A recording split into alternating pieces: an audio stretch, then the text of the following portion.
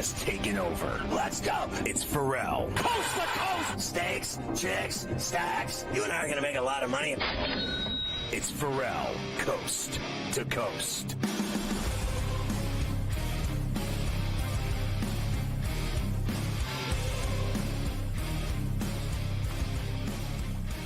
All right, let's get those Carver tutties, because really at the end of the day, that's all that matters.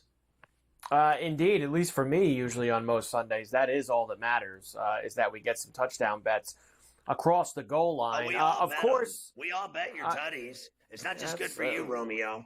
We're all making money. It's good for me, as long as the account moves up. That's what matters here. I said to you before, I think that after a bye week, McDaniel will have the Dolphins and Snoop Huntley a little bit more prepared to get the ball in their playmakers' hands, and you're getting Tyreek Hill at a pretty good price at plus 180 because they have been very light last few games. So plus 180 for Tyreek Hill. Jaden Reed has gotten in the end zone a ton for the Packers. I expect it again at plus 125. Jameson Williams has been finding the end zone a lot, and they're still booking him over 2-1. So plus 210 for J-Mo on Sunday against the Vikings. Devontae Adams, I'm sorry to do this to you, but and I still think the Steelers are going to win, but you know that Rodgers is going to be an absolute pig with this guy on Sunday night when he gets him out there on the field. And he's going to be looking, it could be down 30, he's going to be looking to get this guy a touchdown, plus 150.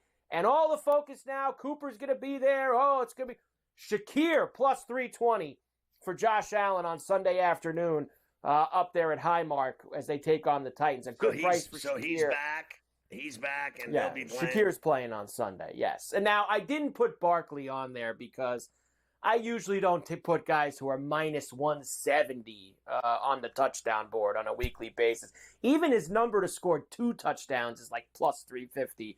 That is just not good enough for me. I have to pass. I agree. I'd throw Dobbs on there. He had 2 last week. Obviously, Love likes throwing to Dobbs.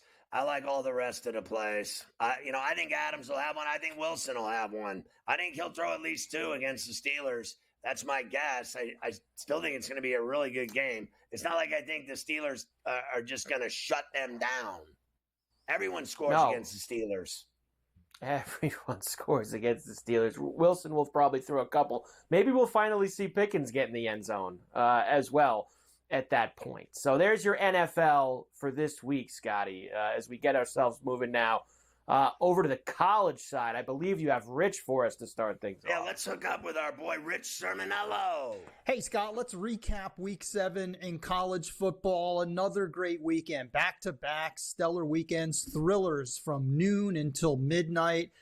Let's begin with the heavyweight match in Eugene. Oregon, Ohio State, as good as advertised. I think fans are really enjoying this college football season, Scott, because the big games are delivering. Alabama, Georgia, Oregon, Ohio State. This weekend, we'll talk in a sec about Georgia, Texas. But Oregon got exactly what it wanted out of the portal from Dillon Gabriel. Thought he was fantastic.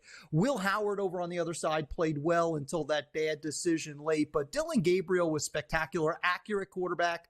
Veteran quarterback, was played for UCF, played big games for Oklahoma, really stepped up in the fourth quarter against Ohio State. Couple of things that came to mind for me. Number one, I think he should be the Heisman favorite right now. He was my preseason favorite. And I'm a little surprised that people aren't giving more NFL draft love to Dillon Gabriel. Again, veteran quarterback, accurate, poised, mobile outside the pocket, had the long touchdown run in the fourth quarter, and then the final drive to win it. So great win for Oregon. Both of these teams, by the way, firmly in the playoff hunt, firmly in the national championship hunt. They'll probably meet in Indianapolis for the Big Ten title game. Now, let's keep it in the Big Ten. Penn State, big win over USC. What are we doing with Lincoln Riley, Scott? I mean, this guy is regressing. Going back to the Oklahoma days, never could get the Sooners over the hump. Now at USC, he was supposed to be this big, massive, game-changing hire, and it hasn't happened. 11 wins year one, couldn't win the Pac-12 championship. 8-5 last year, now 3-3 in his first season in the Big Ten. And the big concern for me, after blowing another lead against Penn State, all 3 of those Big Ten losses were games that they were winning in the fourth quarter. They're unable to close, and Lincoln Riley, certainly not hot seat conversation here, but he's got to get things turned around in Troy. Going to turn over to week 8 right now. 2 quick games. Your Indiana Hoosiers in the Big Ten game of the week hosting Nebraska. I love that. I mean, the Huskers playing big football at 5-1. Indiana 6-0. How do they handle the spotlight and a tough visit from Nebraska? That's going to be a great one at 12 noon.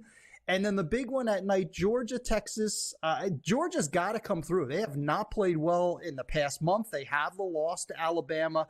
They have to get off the mat and win this game. One quick storyline to keep in mind. Texas has faced true freshman quarterbacks in each of the last 2 weeks, have not faced a good passing game all year. Here comes Carson Beck. Going to be very interesting to see how they handle one of the best quarterbacks in the country. Great stuff, Rich. Thank you as always. Enjoy the games tonight and this weekend, my friend.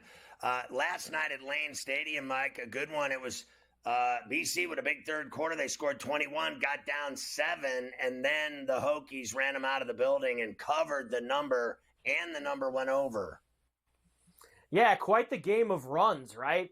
28 straight for Virginia Tech, 21 straight for Boston College, and then the 14 straight by the Hokies to finish it off and get the cover for that one, 42-21. And Marshall beat Georgia State 35-20 in that Sun Belt game that was going on last night as well. We have 4 games tonight, Friday night, under the lights in college football. ACC, Big 10, Big 12, and the Mountain West all in action. Florida State heads to Durham to see Duke. That's 1-5 Florida State against 5-1 Duke.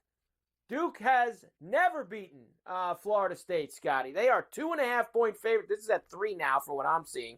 3 points for Duke in that game, 7 o'clock East kick. Oregon laying a monstrous 30.5 against the Boilermakers in West Lafayette.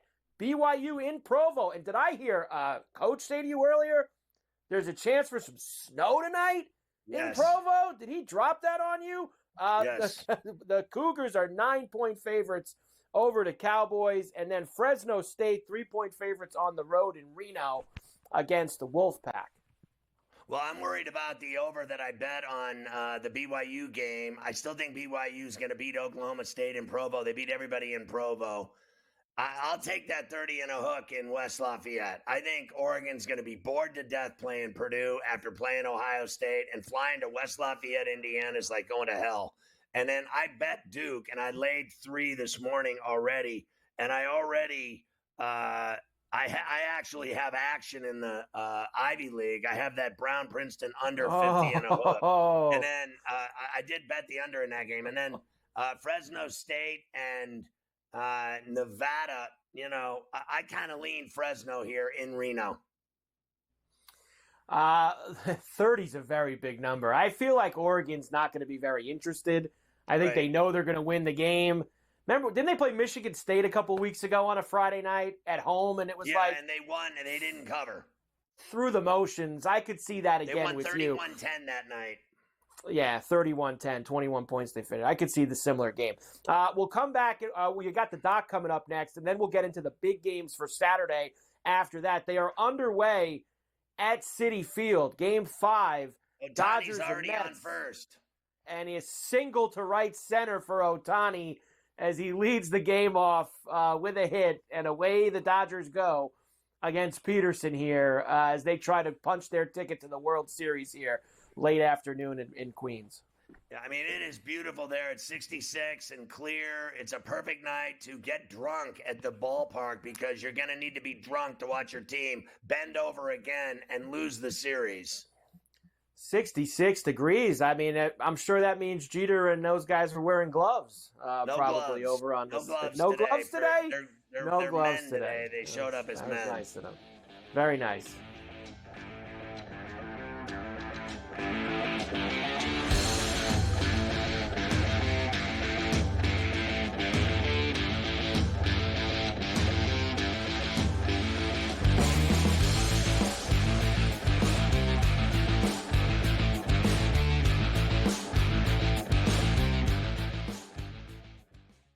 anyone that's been to a sporting event, the atmosphere before a game, I think Game Time Decisions has that same exact atmosphere.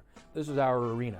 This is what we do. There is going to be an energy to Game Time Decisions that you will feel night in and night out. The excitement you get when you lock your bets in, when you're figuring out what you want to do, we can zone in on the biggest games each night. I want this to be the place that people come to before the games start so they feel as ready as possible to lock in their cards. We are going to hit every single one of those markets that you need to know about. We're going to go through every single thing, and I've got a great team behind me that's going to help me get the job done. There is not going to be a better place, I promise you, than Game Time Decisions to get that new information, react to it, and be able to then bet accordingly. We will have everything at our disposal, and we will use that to our advantage. I'm Kevin Walsh. Tune into Game Time Decisions from 6 to 8 p.m. Eastern on SportsGrid. That kid on the two-point conversion play was wide open on the right side of the end zone, and the kid threw it about 15 rows over his head. People crystallized Georgia and Alabama. They put them on the shelf above everyone else, and they're just not there this year. I thought the kid Beck was great on Saturday, but they barely beat Mississippi State, who is porous. Ferrall Coast to Coast, only on SportsGrid.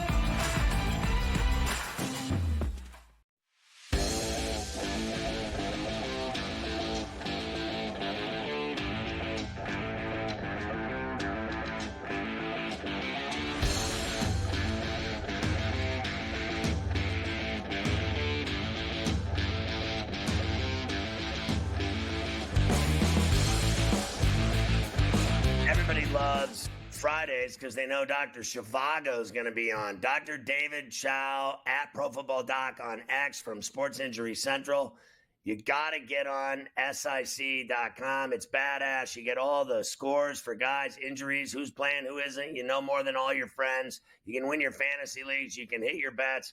Everybody's loving life as long as they're around Dr. Zhivago. All right, Doc. Oh, by the way, one other side note. I was told, professionally speaking, that Dr. Zhivago's been in an absolutely foul mood ever since the Padres, the Friars, were eliminated by the Dodgers. He has not been pleasant to be around. In fact, he just fixed a guy's knee and did the wrong knee. I'm just kidding. Nick Chubb is expected to play for the first time since his nasty leg injury. Do you expect him to be walked in slowly, or does he jump in the deep end? Well, let me tell you, you're right, Scott, that I'm not even paying attention to baseball after the Padres were eliminated. That's the downside. The upside is I saved myself a lot of cash because I was having to buy a lot of tickets and playoffs and otherwise for the family and otherwise. So there is an upside. And I apologize for being late from surgery here. Look, Nick Chubb is outperforming me today because he's going to be activated, said to be questionable. He's actually expected to play. This is ahead of the timeline. Great for Nick Chubb. But this was a knee dislocation. Let's temper expectations. I don't think he's going to be the bell. I get it. Jerome has a hamstring and is out. But look, I think, just being activated and playing some is a remarkable accomplishment for him. All right, Aaron Jones practicing after the bye. Do you think he'll be good to go with that hammy? Or do they have to watch him? And will Hawkinson be ready to make his return off the IR? When he first hurt the hammy in London, it was listed as hip, and we said proximal hamstring with a chance to play after the bye. That's where he is. I think he will play, actually. He's got a good chance to play. And obviously it's a big game against the Detroit Lions. And Hawkinson, he's coming off the ACL. They just have to activate him. Even if he plays, he's not 100%. Aaron Jones will be closer to effective than Hawkinson. What are Harrison Jr.'s chances to clear concussion protocol? Actually good, because it's a Monday game. He's got an extra day, and he's already been, doing some practice, and we expect him to make FP, barring a setback. I think it's 80-20 that he gets cleared.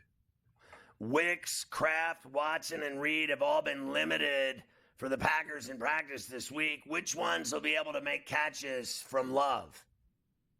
Well, Wicks may be the most dubious. Kraft, Reed, Watson should all be good to go. And obviously Dobbs is off that personal whatever it was and back playing Romeo Dobbs as well. And Jordan Love should be 100% now too. Dobbs had 2 tutties last week.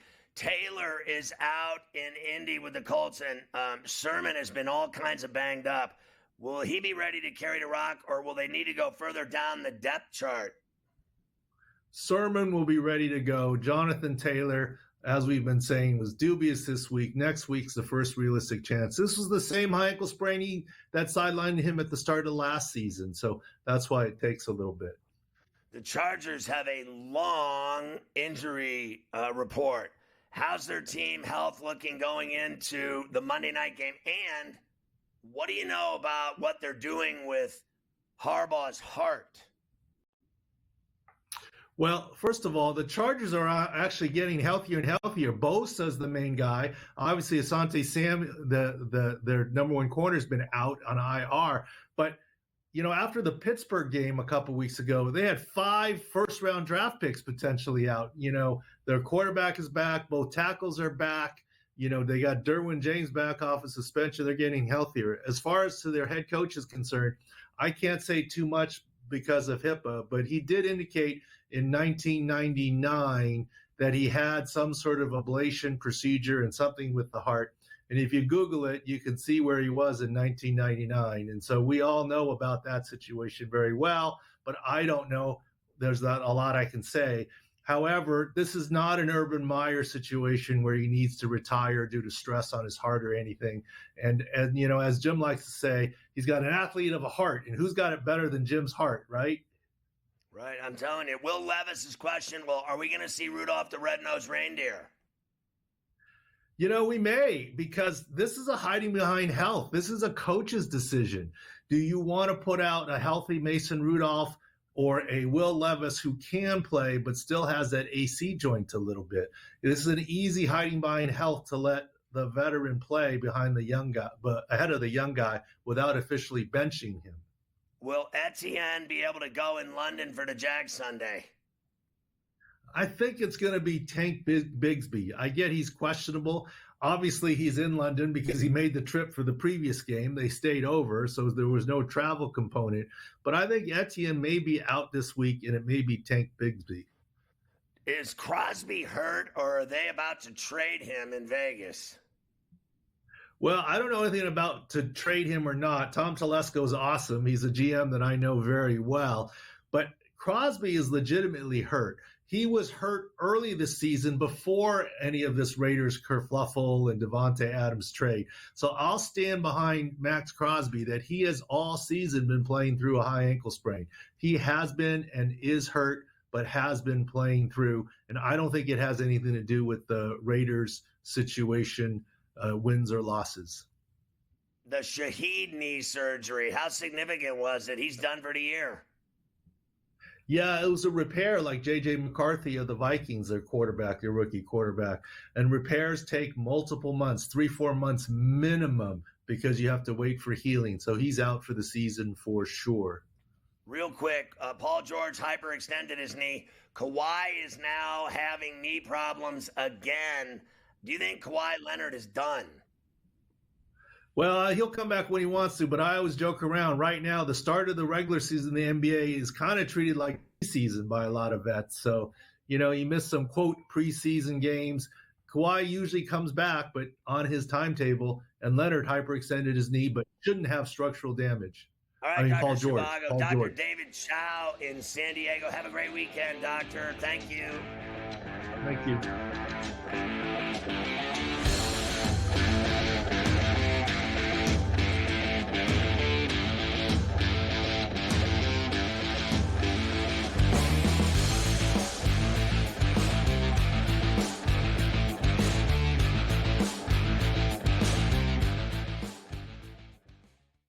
anyone that's been to a sporting event, the atmosphere before a game, I think Game Time Decisions has that same exact atmosphere. This is our arena. This is what we do. There is going to be an energy to Game Time Decisions that you will feel night in and night out. The excitement you get when you lock your bets in, when you're figuring out what you want to do, we can zone in on the biggest games each night. I want this to be the place that people come to before the games start so they feel as ready as possible to lock in their cards. We are going to hit every single one of those markets that you need to know about. We're going to go through every single thing, and I've got a great team behind me that's going to help me get the job done. There is not going to be a better place, I promise you, than Game Time Decisions to get that new information, react to it, and be able to then bet accordingly. We will have everything at our disposal, and we will use that to our advantage. I'm Kevin Walsh. Tune into Game Time Decisions from 6 to 8 p.m. Eastern on SportsGrid. That kid on the two-point conversion play was wide open on the right side of the end zone, and the kid threw it about 15 rows over his head. People crystallized Georgia and Alabama. They put them on the shelf above everyone else, and they're just not there this year. I thought the kid Beck was great on Saturday, but they barely beat Mississippi State, who is porous. Ferrall Coast to Coast, only on SportsGrid.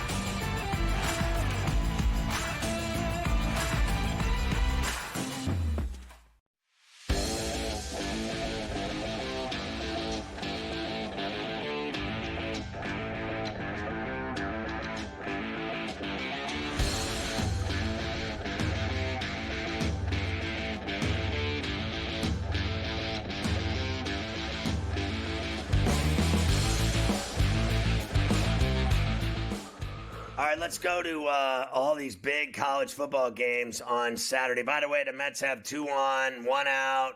Vienno's flew to left. Alonso's up, no score. Bottom 1, Citi Field. Again, they got guys on base and can't drive them in.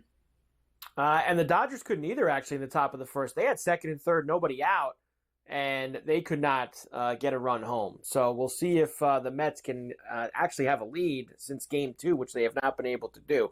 All right, I don't have time for all of the coaches I was going to play you for college. There's a but drive. He did it. Did he get it? A 3-run shot.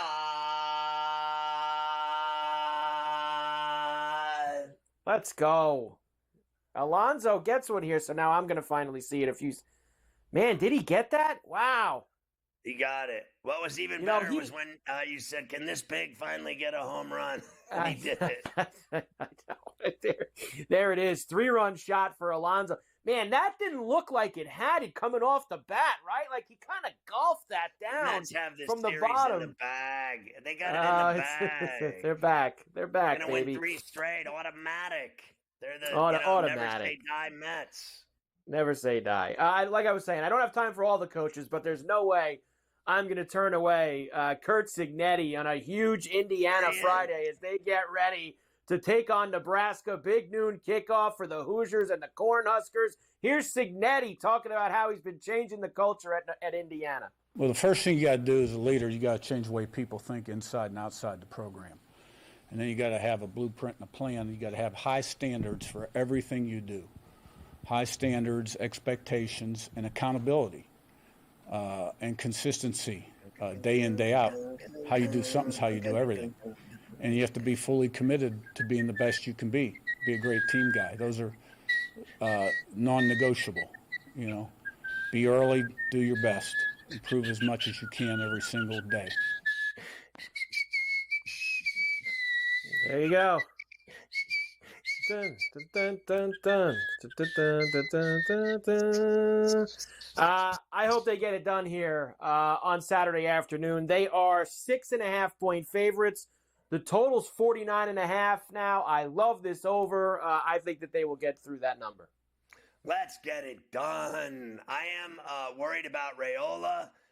with that high number of 6.5, but I'm going to take a stab at it with the hurrying Hoosiers. Can they get it done by a tutty or more? Why not? They've kicked everyone else's ass they've played, and they're at home on Fox. This is a big-time game for the program to be on the game of the week on Fox, kicking it off at noon, at home in Bloomington. Let's get involved with the Hoosiers. Indeed. By the way, Indiana, one of 2 teams left in college football that has not trailed at all this year. 6 games in, Indiana and Army are the only 2 teams that have not trailed at all That is crazy. in their games. Next, also a noon East kickoff in Louisville between Miami and the Cardinal. Of course, Miami coming back off a bye after a couple crazy wins over Va Tech and California. The number now, this was 4.5 the other day, right? I think it was 4.5. Now it's gone to 5. Total 60.5.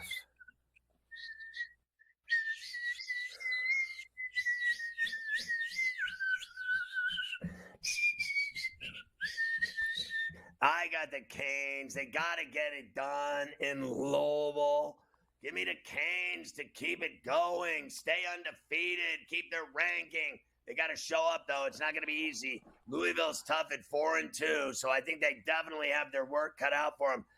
What was the final number you said? It was at It's gone to 5 now, actually, this afternoon. So now the Canes are -5. It was 4.5 most of the week, and the total's at 60.5. I think they win and don't cover, to be honest with you. I think that every game they've played that's been a big game, the Vodtech game, the Cal game, have been by a point or 2. Very scary outcomes.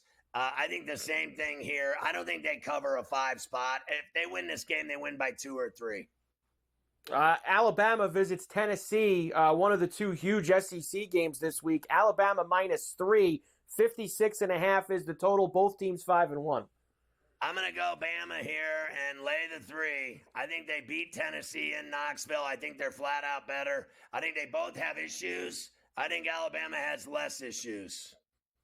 We will come back and talk about the biggest game of the week. Georgia visiting Austin against the Longhorns. We'll hear from Sark, and then I'll give you all the racks. Mets still batting here. Marte's on second with Taylor up, seeing if they can get some more.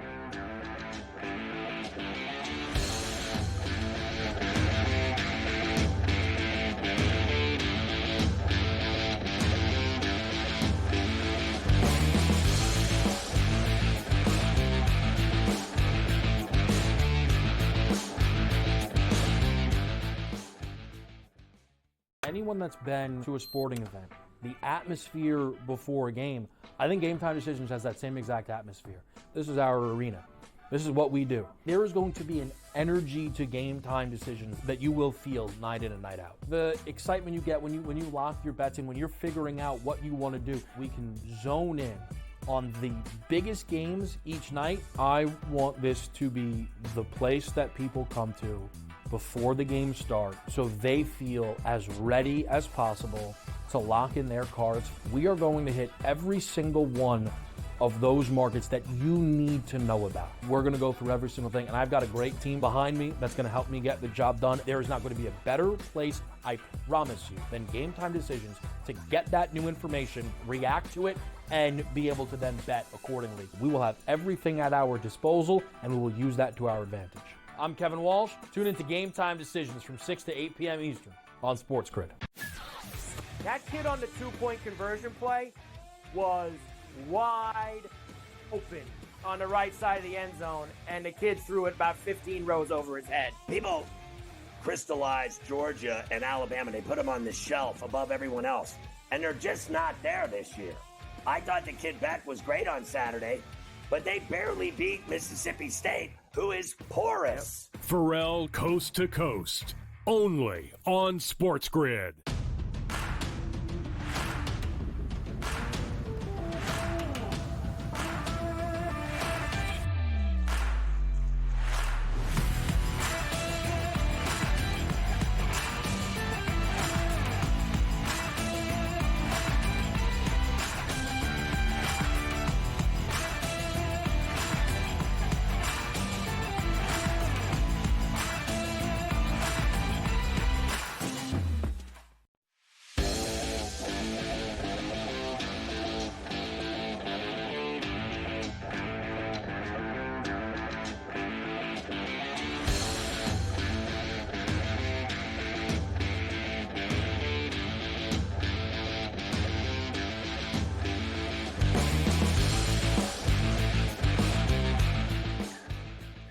So McNeil's in the lineup. He just flew out to left to end the inning and the threat. 3-0 Mets going to the second at Citi Field. All right, what is Sarkisian saying heading into this big game of Memorial in Austin against Georgia? Huge game, of course. This one's been circled on the calendar for a while here with Texas now in the SEC. And that is Steve Sarkisian doing what most coaches do, Scotty. They're going to downplay it. We're going to treat things just like any other week. Here he is. The messaging stays very consistent on a lot of the things that we talk about because I think the players appreciate consistency. If they know that I'm consistent with what I'm doing, then when I'm asking them to be consistent of what they do week in and week out, it's a little easier if I'm embodying the same things. The appeal is this is always, you love those games that if you want to call them the measuring stick or kind of a barometer for where you at what juncture of the season against the really good team. And a team that has been in national championship games, conference championship games, has won games at a really high level, and a head coach who's done it at the highest level. That's the fun part. It's like, okay, let's see if what we do on a regular basis is good enough, and that's what we can find out. Honestly, There's that Sark was for you. that was a funeral. 4.5 for Texas now. Under the lights in Austin, 57.5 total. This has gone up from this morning. Yeah, the way I've seen Georgia struggle against everybody, I'm not putting any stock in them. I know Beck's a badass. I know they're good. I don't think they're great like everybody else does this year. I think they've been fair to Midland. I mean, I think they're a good team. I don't think they're on Texas's level. I really don't. Not there, not in Austin, not in Memorial, not under the lights, not in prime time. Texas has owned them in the past, and this is a loaded team with talent, speed, quarterback, defense. Their defense allows 6 points a game. That's the difference for me. I think Georgia's going to have trouble against that defense. I'm going to hang my hat on Texas. I think I'm going with Texas as well. The number's a little scary to me, but I think the number's also telling. I think the number tells you that they think Texas is better than them, and I'm a lot better than them. So I'm going to go with you. I'm going to ride with the Longhorns and Sark and hope that Quinn Ewers can get it done there at home under the lights in Austin. All right, let's get the racks in here for this weekend. Virginia visiting Clemson. That's an early noon kick. You have that one. Clemson, of course, laying almost 3 tutties against the Cavaliers. Auburn visits Mizzou in Columbia, minus 3.5 for the Tigers. Army undefeated, laying 16.5 at home against East Carolina. Illinois has Michigan coming to town. Michigan road favorite, minus the 3.5. And then Navy also undefeated, also a big number with Biff Poggi and Charlotte coming calling. Yeah, look, I think Army and Navy both win and both cover. Okay, I got a friend going to the game at West Point. It's going to be a beautiful day up there. It's the greatest spot ever on the river and in the woods with the leaves and the Ferrall fall foliage. I think they both stay undefeated and they both cover. I think Virginia covers 20 and a hook at Clemson. Believe it or not, Virginia's better than people think they are. They're 4-2. Clemson's really good. Clemson wins, doesn't cover. Missouri covers at Columbia. I think Michigan goes to Champaign and wins that game and covers. I think a lot of people are betting Illinois. Illinois usually never beats Michigan. Okay, so I'm going to go with the Wolverines with a stunner on the road. We'll start this second rack with some info on one of the games, and that is that Georgia Tech quarterback Haynes King out, not going to play against the Irish with an upper body injury. That means journeyman Zach Pyron. You could say journeyman now in college football because they hang around for so long and move around so much. Zach Pyron will start for the Jackets. So this number, Scotty, has changed to where we saw 11.5 early in the week, bet down to 9.5. Now with the news today, up to 13.5 for the Irish. And as you mentioned, this is at the Benz that they're playing Georgia Tech. So they're playing in the big stadium. Colorado's going to Arizona. Arizona minus 2.5. Texas A&M to Starkville, minus 17.5 on the road. LSU minus 2.5 on the road in Fayetteville against the Hogs. And Iowa State, who many feel are the favorites in the Big 12 now, laying almost 2 tutties to UCF. Yeah, look, I think Notre Dame wins in Atlanta. I don't think they cover that big piece, though. I think the guy has played in a lot of games prior and over the last few years. He's experienced. No one knows who he is, but Georgia Tech knows who he is. They know what he can do, and people know that he's played. He's played in games. I think he can handle the wood, not win the game. I thought Georgia Tech yesterday, I said, would upset him. I thought Haynes King was playing, right? I thought Georgia Tech would upset Notre Dame in Atlanta. Now, I don't think that's happening, but I think they can still cover. I like Colorado to win in Tucson, believe it or not. I think Arizona, I watched them play against BYU. They stink this year. A&M wins at Stark Vegas, but does not cover the number. LSU does cover at Fayetteville and beats the Hogs. And I'm inclined to take that 13.5 with Central Florida in Ames. I think the Cyclones win the game, but do not cover the piece. Last rack for you here, some of the night games. Kansas State to Morgantown against the Mountaineers. Short favorite on the road, 2.5. Kentucky into the swamp against Florida. Stoops could use a win after losing to Vanderbilt. Minus 1.5 for them on the road. SMU heads to Palo Alto, where they are 15.5-point favorites against the Tree. UNLV laying almost a tutty on the road in Corvallis against the Beavers. And TCU into Utah. Rice Eccles with the Utes minus 3.5. Yeah, look, my initial thought is, well, Utah is going to win that game. I don't care who's playing quarterback. Rising's done, doesn't matter. Utes are going to beat TCU. They're awful this year. I'm inclined to take a shot with UNLV in Corvallis. SMU wins but doesn't cover in Palo Alto. I like Florida to upset Kentucky at the Swamp. I thought they played really well against Tennessee. Should have won the game. Didn't. They'll turn around and win this week. And people are going to start calling for Stoops' head in Lexington. And I think K-State beats West Virginia easily in Morgantown by 7 to 10 points. There you go. Some of the biggest ones for this week. Of course, there's lots of other games. I know you're probably involved in several of them that we have a very big college football slate that we're going to have coming up on Saturday. All right, I always give you the most popular in college and the NFL. Here's what I have for you with this. The most popular pick this week at the window is Colorado. 82% are on the Buffaloes in Arizona. SMU, Iowa State, Army, Kansas State, Miami, Purdue, and BYU. The most popular plays in college this week. I'm gonna take that Beaver game and take those points. I think UNLV can win there, but I don't think they're covering the 6.5.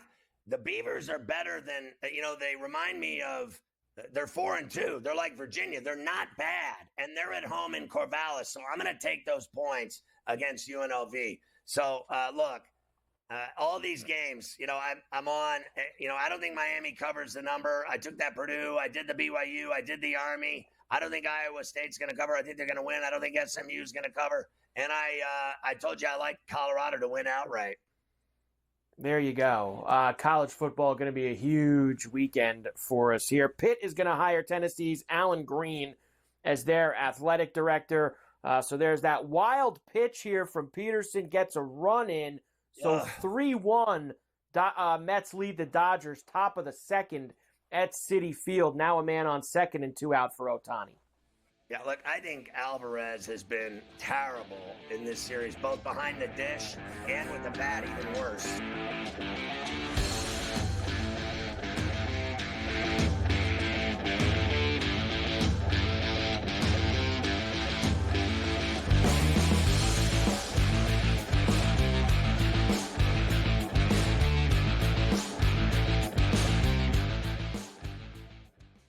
Anyone that's been to a sporting event, the atmosphere before a game, I think Game Time Decisions has that same exact atmosphere. This is our arena.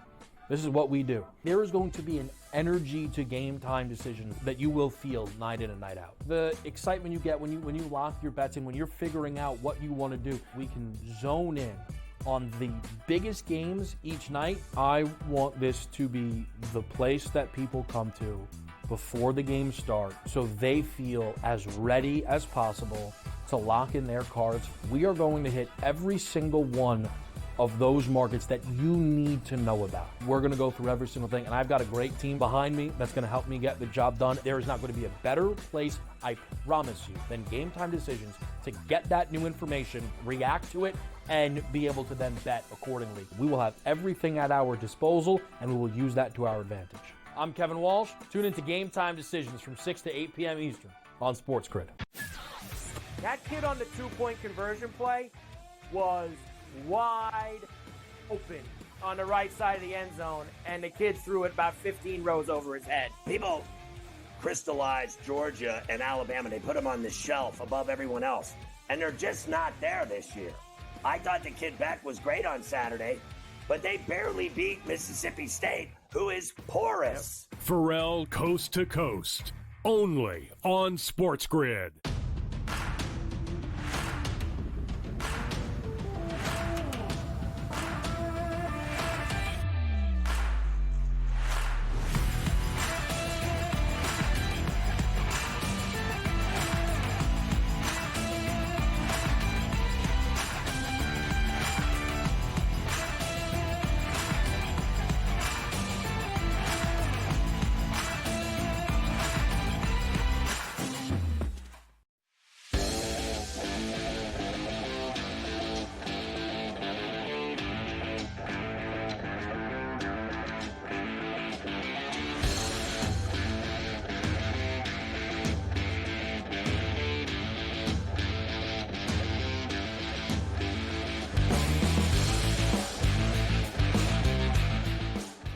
All right, let's bring Brian Ciano in, a.k.a. Mafia, the host of all the combat sports today on SportsGrid. And Saturday, there is a PFL super fight deal going on, the Battle of the Giants pay-per-view, and he's all over it. Now, let's start with this. All right, so the whole broadcast is at 4 Eastern on ESPN Plus pay-per-view from Saudi Arabia. So just so you know that, the super fights.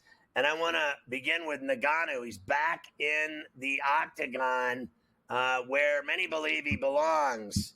MMA, that's what he's great at. He went and boxed, and he certainly had his problems there.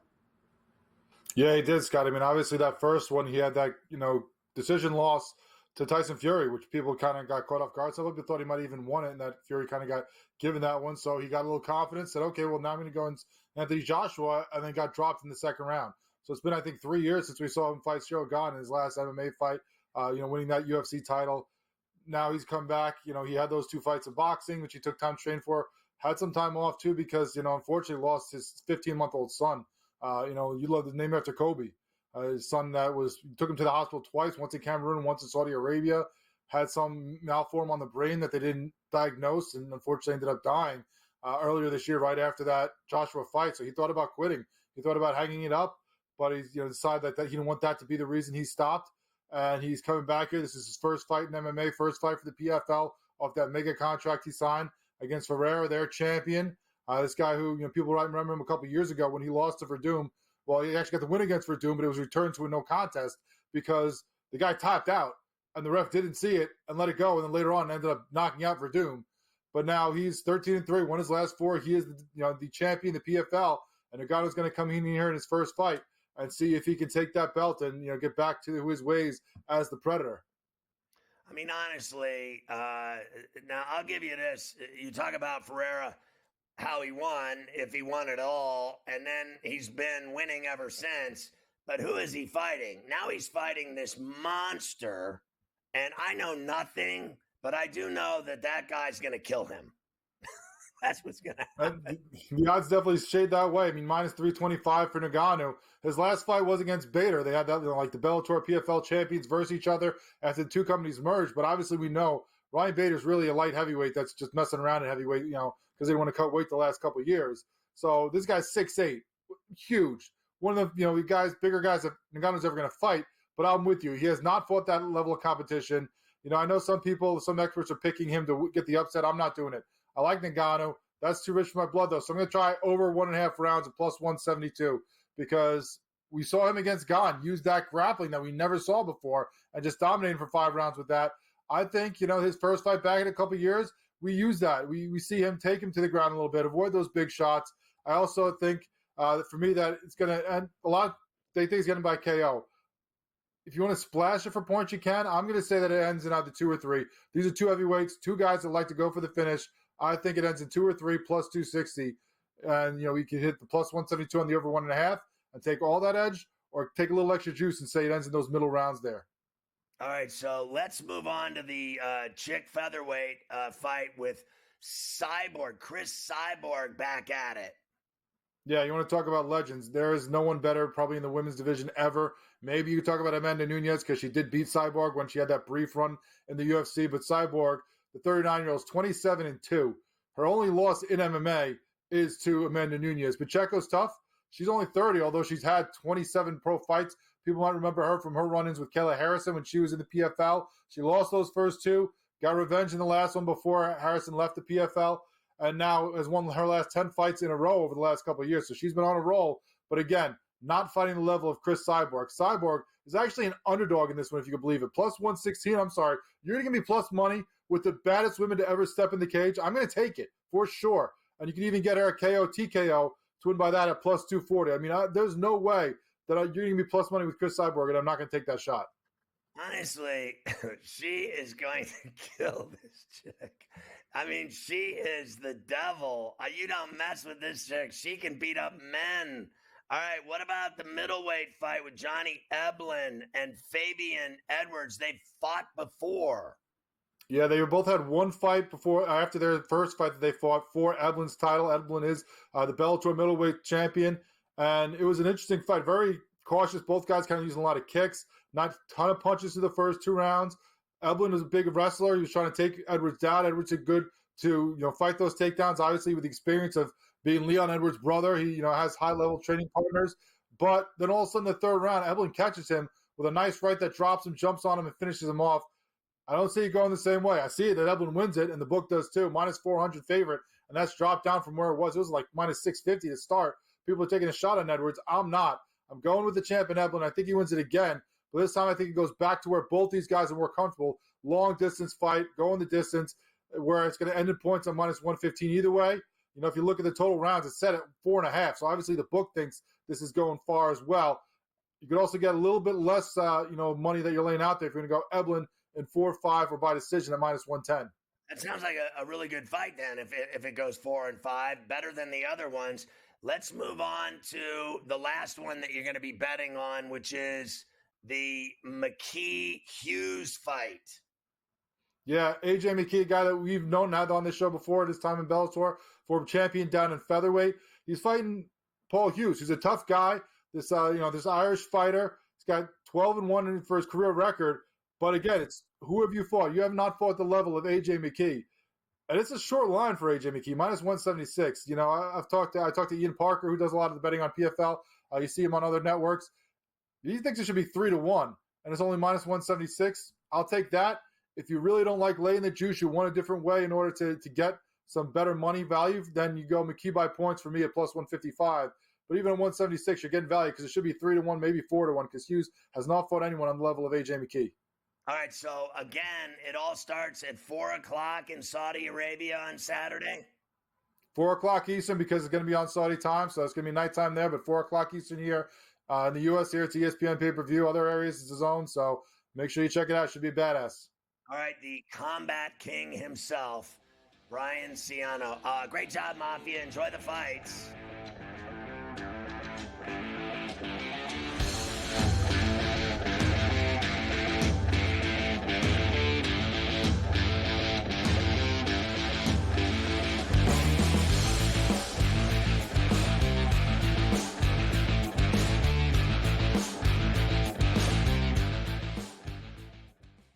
Anyone that's been to a sporting event, the atmosphere before a game, I think Game Time Decisions has that same exact atmosphere. This is our arena. This is what we do. There is going to be an energy to Game Time Decisions that you will feel night in and night out. The excitement you get when you lock your bets in, when you're figuring out what you want to do, we can zone in on the biggest games each night, I want this to be the place that people come to before the games start so they feel as ready as possible to lock in their cards. We are going to hit every single one of those markets that you need to know about. We're going to go through every single thing. Great team behind me that's going to help me get the job done. There is not going to be a better place, I promise you, than Game Time Decisions to get that new information, react to it, and be able to then bet accordingly. We will have everything at our disposal, and we will use that to our advantage. I'm Kevin Walsh. Tune into Game Time Decisions from 6 to 8 p.m. Eastern on SportsGrid. That kid on the two-point conversion play was wide open on the right side of the end zone, and the kid threw it about 15 rows over his head. People crystallized Georgia and Alabama. They put them on the shelf above everyone else, and they're just not there this year. I thought the kid Beck was great on Saturday, but they barely beat Mississippi State, who is porous. Ferrall Coast to Coast, only on SportsGrid.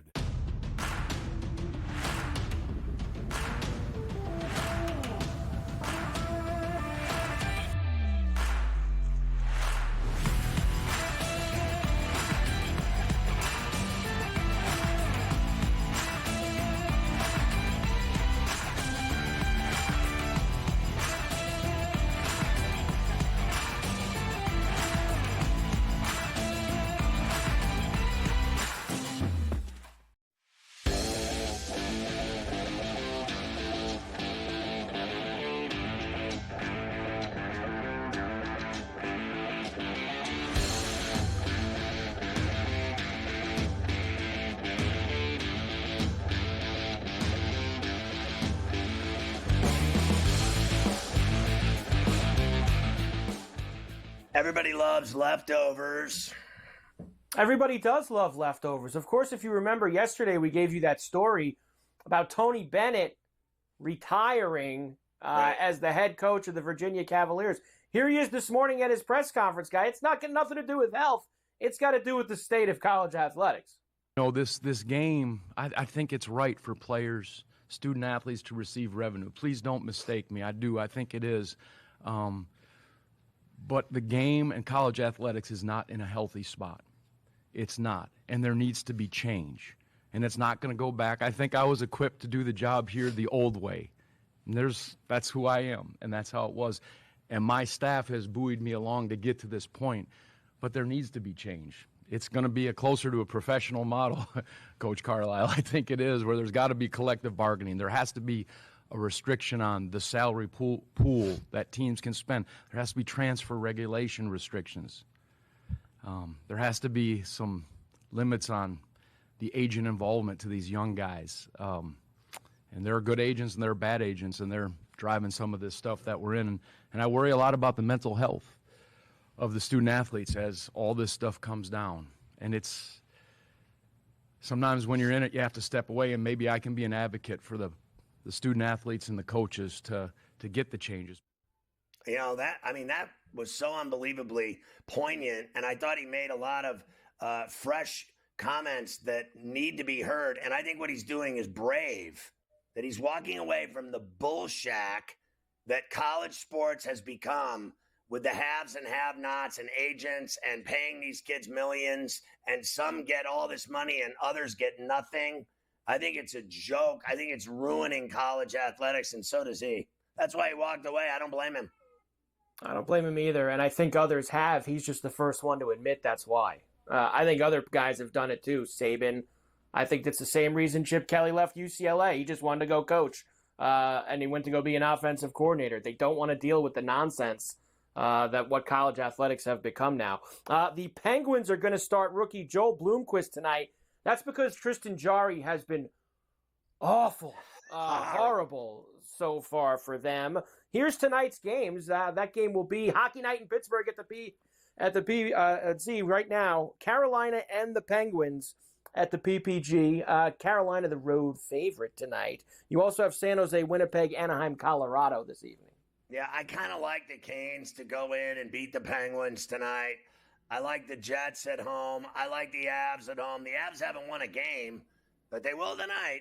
They'll beat the Ducks at the Ball. Yeah, the Ducks stink. Last night, Dalton Connect with 35 points for the Lakers on 8 threes. He scored 20 straight points for them at one point. Everybody can go to the window with all their fancy Bronny tickets, Scotty. This is the guy on the Lakers who's going to matter out of that draft. He's a great player, and no one cares about him at all. All they care about is Bronny James and making sure that LeBron is happy. Bronny's just terrible. And finally, the Liberty can win the WNBA championship tonight in Minnesota against the Lynx. They are 2.5-point road favorites. I hope they win, but I don't think they will. You can get the Lynx at plus 125 to win Game 4. Remember, they were up 15 and blew the game. Game 1, Liberty were up 18, blew the game. Game 2, they won. Game 3, they were down 15 and won. Now, I say the Lynx don't blow the lead and win and force a Game 5 back in Brooklyn at the Barclays, which would make the WNBA Finals fantastic. It goes the limit. You can get them at plus 125 at the Target tonight. I think I'll take a flyer on the Lynx. I hit the Lynx the other night with 3.5. The spread was 3.5 in Game 3. This is Game 4 tonight. Here's the Ferrall finish.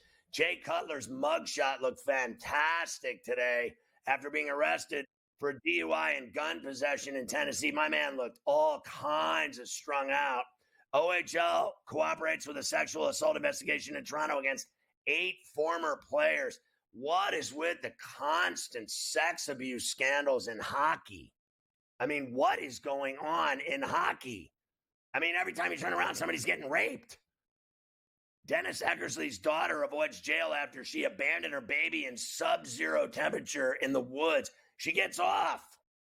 I don't just explain that to me. How do you leave a baby in the woods and you get off on it? Like nothing happened to her. That's amazing to me. Nice job by the judge there. Man found hanging from a tree inside a New York City park after his troubling text to his roommates. Yeah, he killed himself. He hung himself in the park. Things weren't going well. GTD is next. Go to FerrallOnTheBench.com. Have a great week, and we'll see you Monday at 3 on Coast to Coast.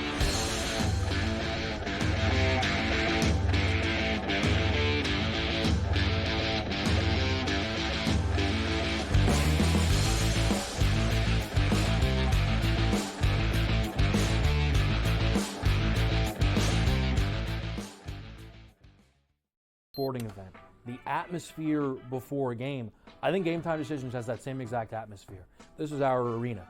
This is what we do. There is going to be an energy to Game Time Decisions that you will feel night in and night out. The excitement you get when you lock your bets in, when you're figuring out what you want to do, we can zone in on the biggest games each night. I want this to be the place that people come to before the games start so they feel as ready as possible to lock in their cards. We are going to hit every single one of those markets that you need to know about. We're going to go through every single thing, and I've got a great team behind me that's going to help me get the job done. There is not going to be a better place, I promise you, than Game Time Decisions to get that new information, react to it, and be able to then bet accordingly. We will have everything at our disposal, and we will use that to our advantage.